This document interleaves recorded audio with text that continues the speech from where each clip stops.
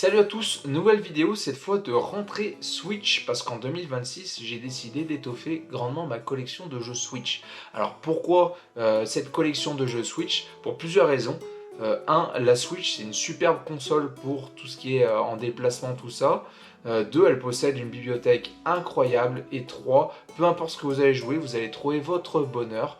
Et moi, s'il y a un genre que j'adore particulièrement sur la Switch, c'est tout ce qui est jeu indé avec une DA unique.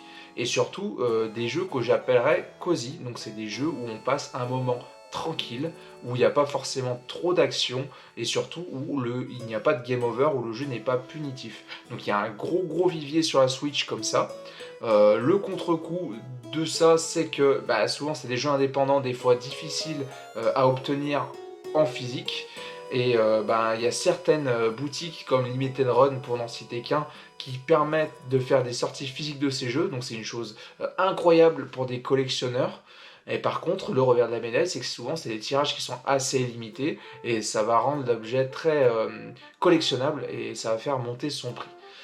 Je découvre la bibliothèque, la ludothèque, et j'en profite du coup pour saisir un maximum de titres qui m'intéressent et qui ont l'air fort sympathiques. Donc là, j'ai eu la chance de tomber sur un vendeur qui en vendait un petit paquet qui m'intéressait. Donc j'ai tout réceptionné là et je vais vous les montrer en vidéo et essayer de vous les décrire un petit peu. Les jeux, je ne les connais pas. J'ai fait des recherches assez rapidement. Du moment que la DA m'intéresse, que la démarche est bonne, je me suis dit, vas-y, fonce. De toute manière, ça peut qu'être des bonnes surprises en global. Donc on va commencer par celui-là. C'est Frog Detective. Donc on peut voir là sur la jaquette que c'est une petite grenouille en style dessin animé assez low résolution. J'en ai un autre dans ce style-là qui me fait penser, c'est A Time on Frog Island, il me semble que c'est. Donc là, on a l'air de résoudre des enquêtes avec un humour assez absurde. Donc moi je pense que ça peut grandement m'intéresser, voilà, rire un peu et profiter de ces graphismes sympathiques parce que malgré tout, la Switch c'est une très bonne console, mais c'est très limité graphiquement, donc ça fait encore par plus belle pour la direction artistique.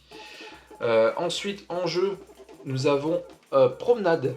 Donc lui, je sais pas trop à quoi m'attendre. Quand je regarde la jaquette, devant, c'est un style tout mignon, tout sympathique. Derrière, ça a l'air d'être un peu une collection de... Enfin, plein de mini-jeux différents, des gameplays qui changent, tout ça. Donc si tout est bien amené, ça peut être vraiment une pépite où on ne s'ennuie pas du tout. Ensuite, on a le jeu Endling. Pareil, je connaissais pas du tout, je suis tombé dessus et je suis tombé amoureux de la DA avec ce petit renard ici en low poly très sympa. Ça me fait penser à Ori un peu dans le style où on est vraiment en vue un peu 2.5D avec une aventure à mon avis poignante et très riche. Donc là aussi très hâte de le faire, sachant qu'Ori je ne l'ai toujours pas fait, il est toujours dans ma liste.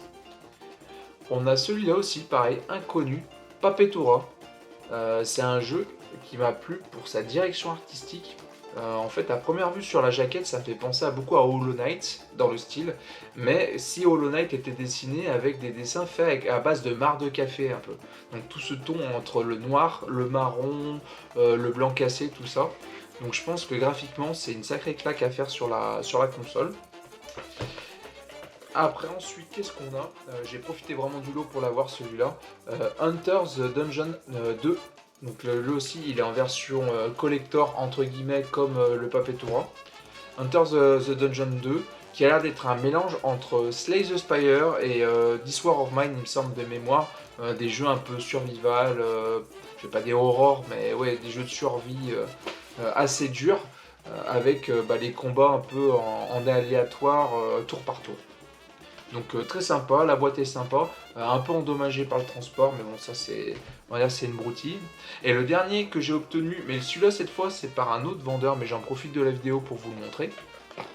C'est le Sonic Colors sorti sur Switch. Donc là le gars me le vend, il est en édition collector, il est complet, il est magnifique. Sonic Color, moi Sonic je suis très fan des premiers Sonic sortis sur Mega Drive. Après plus tard j'ai complètement loupé le coche. À part, si j'ai quand même fait les Sonic Advance qui étaient excellents. J'ai fait aussi le Sonic Mania, qui était un excellent moment. Voilà, il n'y a pas eu de souci, je l'ai fait plusieurs fois. Mais après, il y en a eu beaucoup d'opus où je suis passé à côté parce que souvent ça a très mauvaise réputation. Mais celui-là, je l'ai pris parce qu'apparemment c'est un remaster très sympathique des épisodes. Il y en a d'autres sur Switch où je suis passé à côté, notamment le Sonic Superstars, que je pense intégrer dans la collection très bientôt.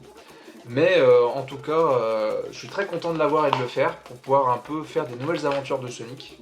Et c'est avec cette boîte que je vais clôturer cette vidéo. Donc j'espère que vous avez passé un super moment avec moi. En tout cas, je passe un super moment à déballer tous ces jeux Switch. J'espère que ce type de vidéo vous plaît. Et puis d'ici là, je vous dis à très bientôt. Ciao!